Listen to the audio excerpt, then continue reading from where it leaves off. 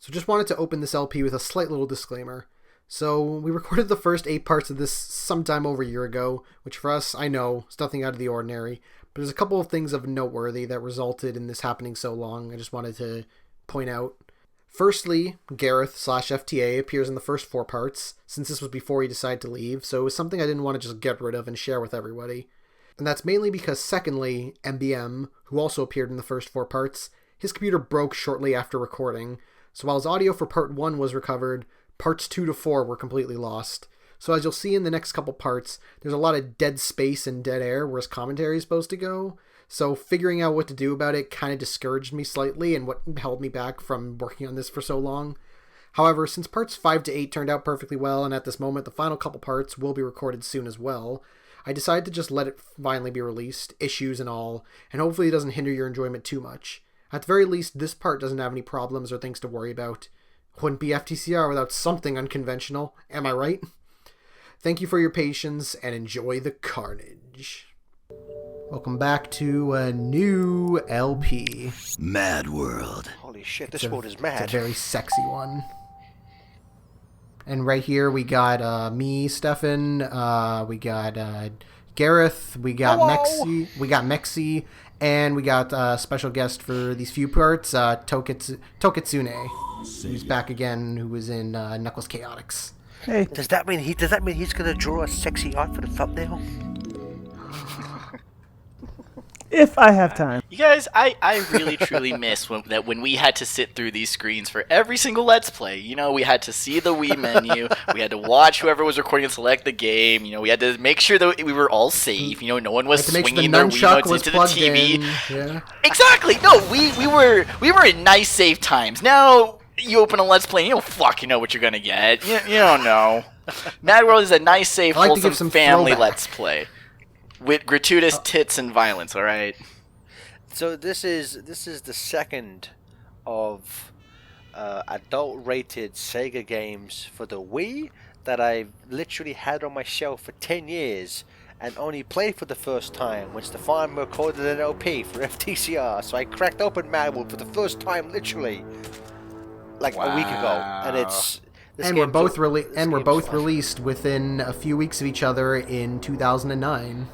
It is crazy how for some reason, like, Sega went like super adult on Nintendo's child-friendly console, but since then they've never really tried to do this again. With this though, this was Sega just publishing because Platinum Games developed. So this is after, you know, Capcom let like Kamiya and all them go. So Platinum Games started making these really cool, just really like arcadey action games, and this was one of them. But Sega was just publishing their shit, wasn't it? Well, you have to remember that this was Platinum's first game as Platinum, because technically they were Clover Studios and did Okami and Beautiful Joe and all that stuff. But this was their first game as Platinum Games.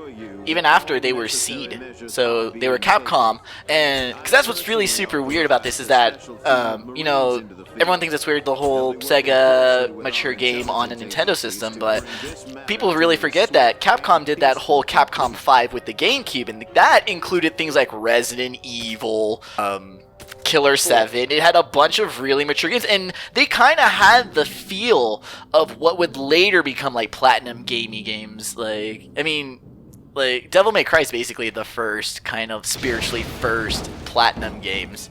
But then yeah, it's kind of neat that a lot of those Capcom developers, when some of them went on to be Platinum games, they were still making these cool mature games on, you know, a baby system, because we all know the Wii is for baby children.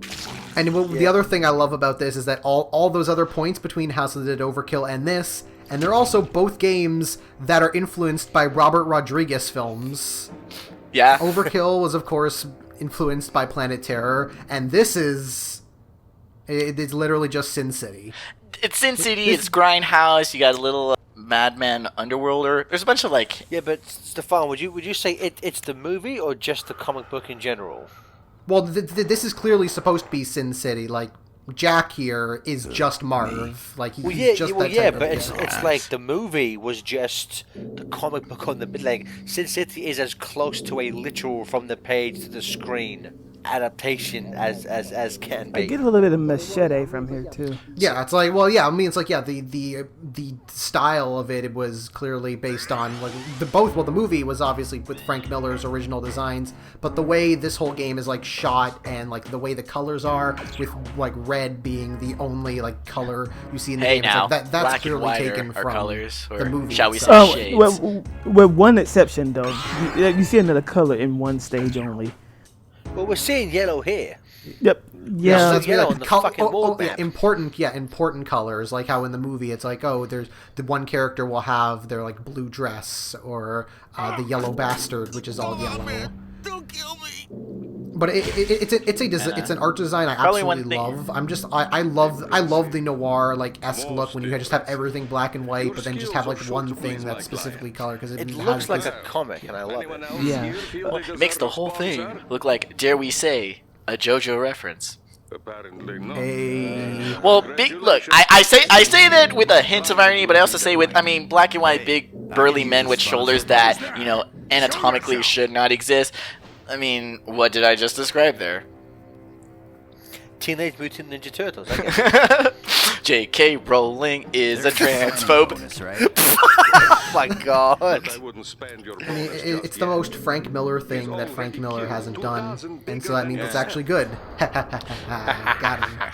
And then, Stefan, I'm so proud of you. I'm so proud of you for saying that. I feel like I'm so proud of you. aw, can we have that moment like saved for FTR Prosperity? It's one other thing that's important to bring up before we get into it, because it's kind of relevant to us, is that this game is known for having really good, most specifically really good announcement dialogue. Oh, yeah. Which was provided to us by none other than John little people DiMaggio. and Ken Pontac and Graf. This is the game that got them Sonic And Colors. John DiMaggio is one of the commentators. Yes. Yep. This is the stepping stone between Happy Tree Friends into It's Sonic. like Happy Tree Friends and Mad World got them the gig. Yeah. Well, Sonic the Hedgehog. I love the writing in Sonic Colors. Like, I know everyone thinks like the cross, No, I the whole know, fourth same wall thing, thing is same. a much for some people, but I think like Sonic is like the most clever in that game. Like, I know everyone hates the whole what is it? There's not a copyright rule in the world that can stop me. I think that's fucking funny. That's That funny, line's great. right? They don't like that it's cheesy. They don't like that it's cheesy. And yeah. it's like, yeah. I mean, I It's like, get did it. you fucking play 06? I- Did you fucking play Heroes? Like, come on now. And the thing is, and play yeah, and Shadow. like, I mean, Lost World story-wise isn't really that like well good or interesting, but the dialogue in Lost World is still pretty funny and has a lot of good moments in it. And it kind of says that in this game is that the story itself. Specifically, the format of its writing is that this game comes with its own commentary.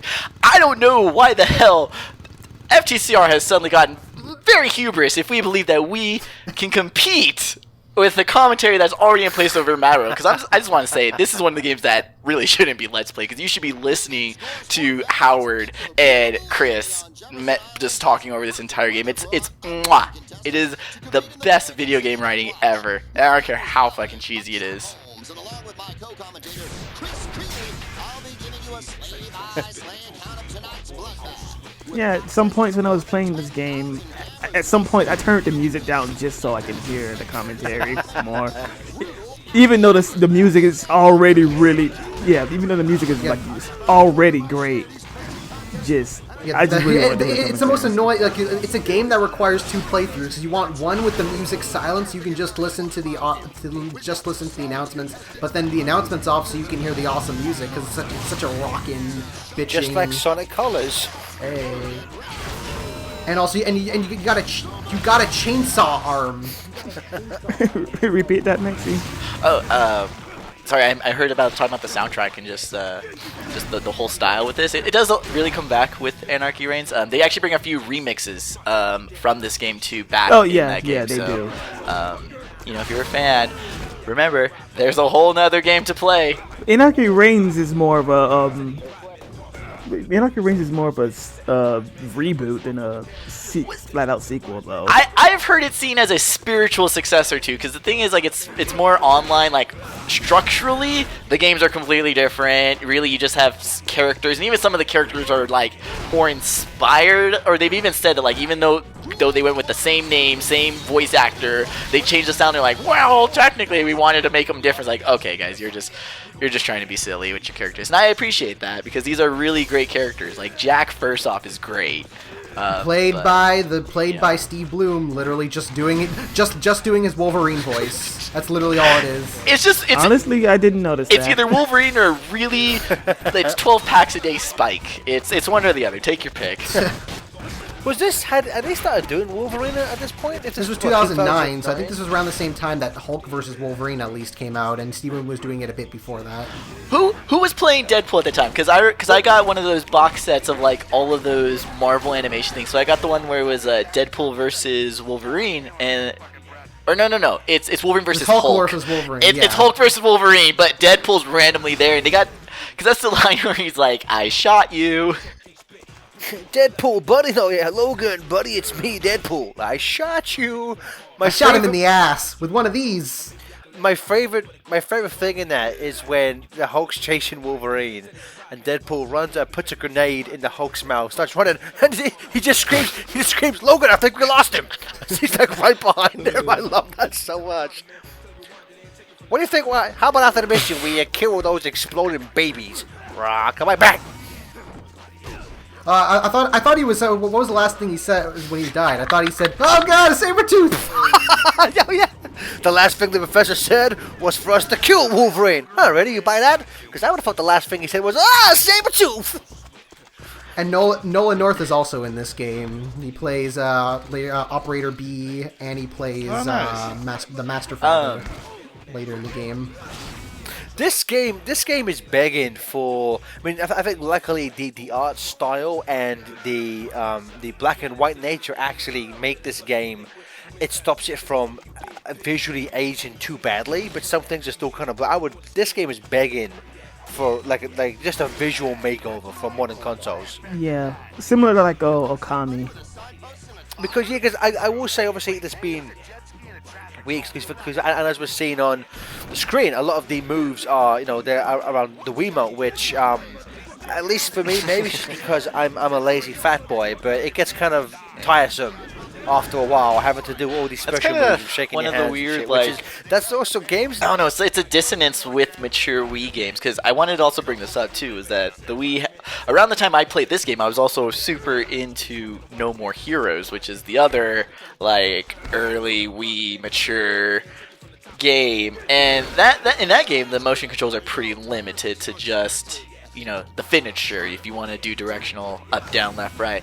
Mad World goes full on. Mad World is like, it's like tech demo-y, where it's like, we're gonna use all the Wii features and you're gonna fucking love it. I feel like with this game, it's like I think the motion controls themselves, I think, are handled really well in this game.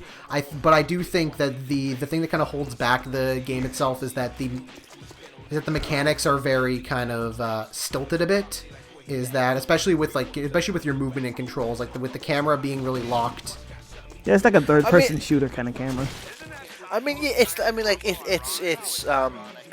think a lot of the reviews reflected this. It's a game that gets by a lot on its style and presentation, because it's not a bad game by any means, but it's not the most groundbreaking beat 'em up. Like it's.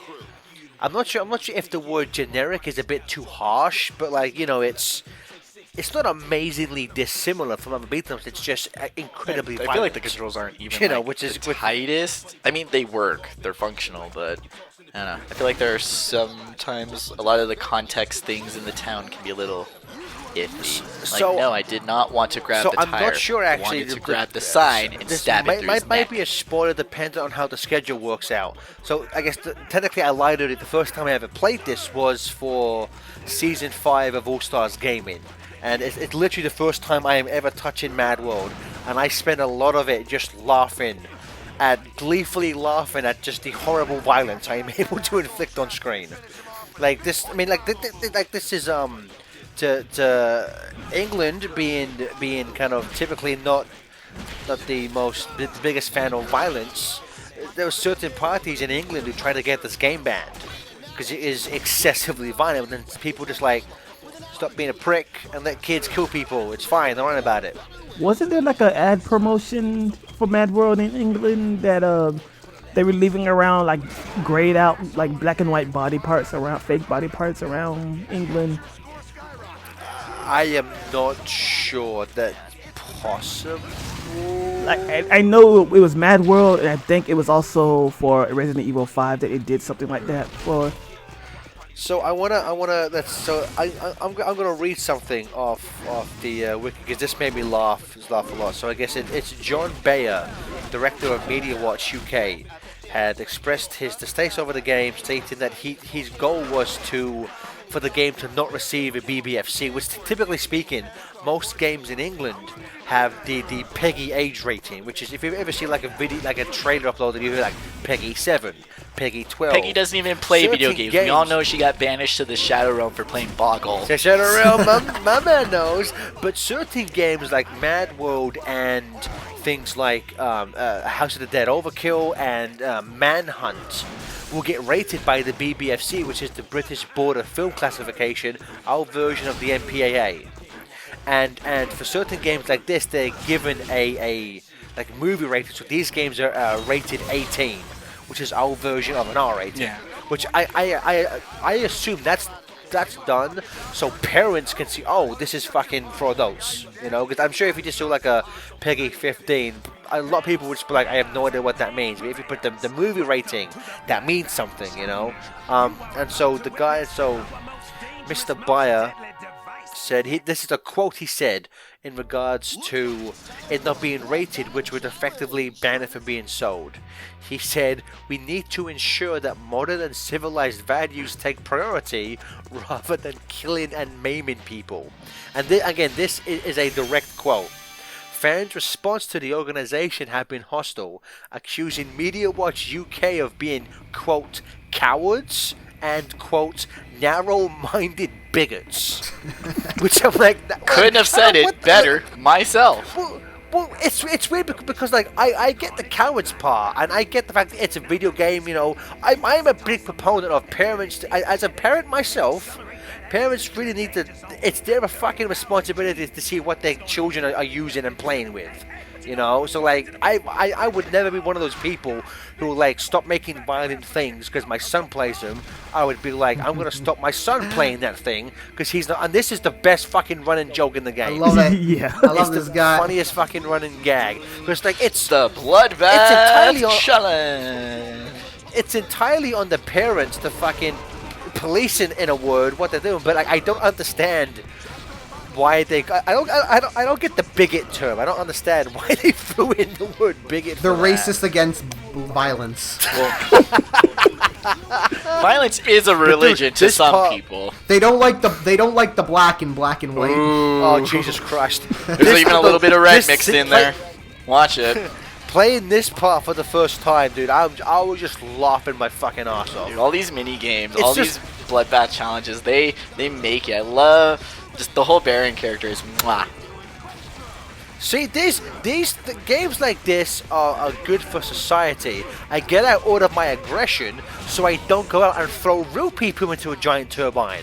Thank you, Sega. The Bachelor. Are we just gonna throw a bunch of humans at each other? Yeah.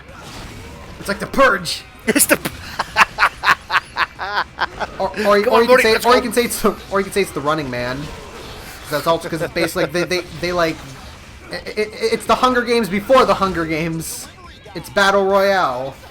It's Well, no. This game, to be fair, does try to like go a bit more cryptic on its whole like battle royale background, but also too, this game is also Every structured like battle any other anime. sort of like platinum style action RPG is level boss, level boss, level boss, level boss till end. But I mean, this is also like 2000. This is 2000s game design. It happens. That's why I said like the story itself is just kind of like it does try to have a point, but it's kind of the same point that you see in all these types of stories. So it's basically just, hey, here's an excuse to just go fucking nuts. Why Just did kill- no one tell me Darkwing Duck was in this game? But is it Wonderful 101? And it's wonderful. I love it. Join us in the next part. Let's go, y'all. Let's go, y'all. Y'all ready to ride? Y'all ready to fly? Y'all ready to live? Y'all ready to come on? Let's go, y'all. Let's go, y'all. Y'all ready to move? Y'all ready to